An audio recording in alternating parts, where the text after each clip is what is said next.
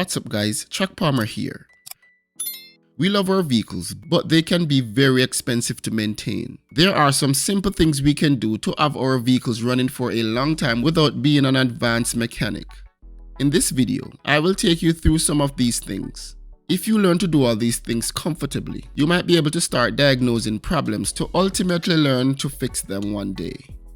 Before you start maintaining your vehicle, you need to buy good, reliable vehicle. Unless you plan to buy a new vehicle to replace your vehicle every 40,000 miles to be sure to avoid major repairs and stay within the warranty. The world standard for vehicles though, in my opinion, are Toyotas and Hondas.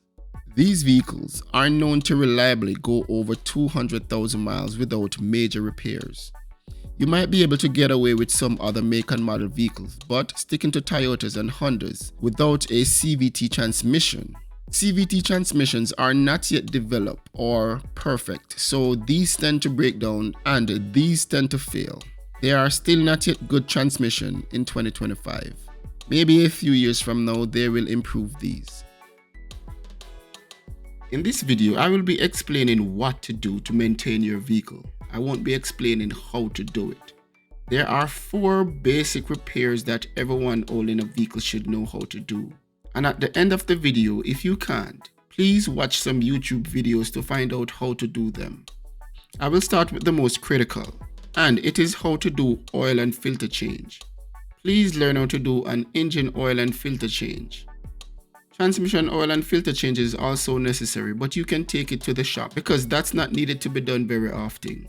Next is to replace your engine air filter, cabin air filter, and clean your mass airflow sensor and throttle body. Next, check and top up your engine coolant. Know how to put on a spare and replace or test your battery. If you are able to do all these, you are on your way.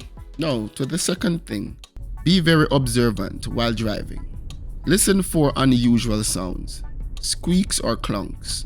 Ask yourself some questions. Does the steering feel the same? Does the vehicle accelerate the same way?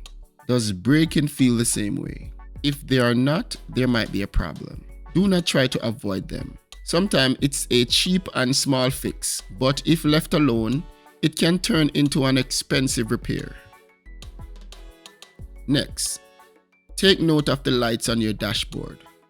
Look for the tire light if you have one, ABS warning light, slip indicator, master warning light, which tells you there is a problem with something, electric power steering system warning light, SRS warning light or airbag light, brake system warning light, malfunction or check engine light, charging system warning light for your battery and alternator, low engine oil pressure warning light, open door warning light, low fuel level warning light, seat belt reminder light. Don't avoid these. If they come up while driving, get them checked out. You can learn how to diagnose these problems with an OBD2 scan tool. The next thing is to check the exterior of your vehicle. Look at the tires, they might be low. Checking your tires can tell you a lot of what is going on with your car. Check the wear of your tires. If you have uneven wear, there might be a problem with your suspension. Check it out. Use a tire check meter like this to check how much life is left in your tire. Anything here in the green is good. When it gets to yellow, you need to change your tires soon. When it gets to red, it's time to change your tire. You can use a tire pressure gauge to check the tire pressure. You can use a manual one like this or a digital scale like this on this pump. There is a sticker on the driver's side right here that tells you the recommended air pressure. For this car, it's 35 psi. If the pressure is low, I will add air. If the pressure is too high, I would release some. Look at the bumper if they are falling off. Look at the license plate if it's falling off. Check the weather liner to see if they are falling off. They might be missing clips or screws. Add missing clips and screws to save these items.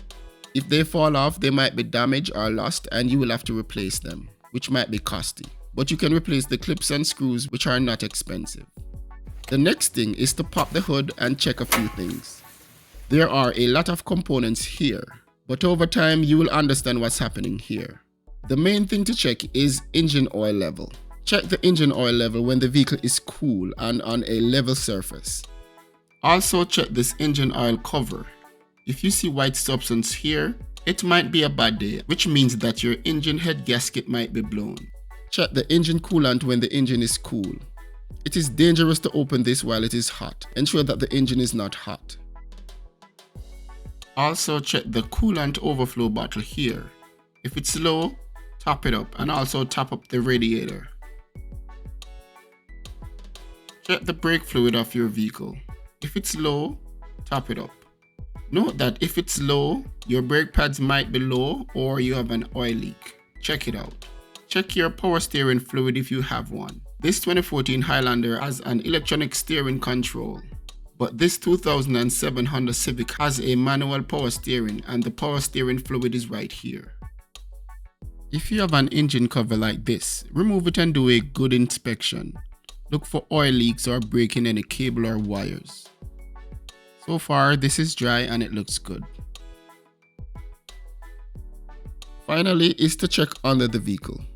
Lift the vehicle and secure with jack stands. Some vehicles are high enough to get under without lifting the vehicle. This Toyota Highlander is one of them. Look for loose weather covers, oil leak or broken wires.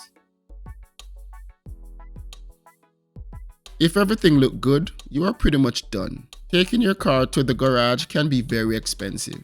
Note that as soon as you find a problem, get it repaired as soon as possible. Having multiple repairs piling up can be very expensive, and sometimes one repair can cause another. If you don't know how to do some repairs, you can learn how to do so right here on YouTube. Take baby steps by starting with simple repairs. You can do this. Just try. That's it for this video. Thanks for watching. But before you go, please like this video and subscribe to this Track Palmer channel. See you on the next one, guys.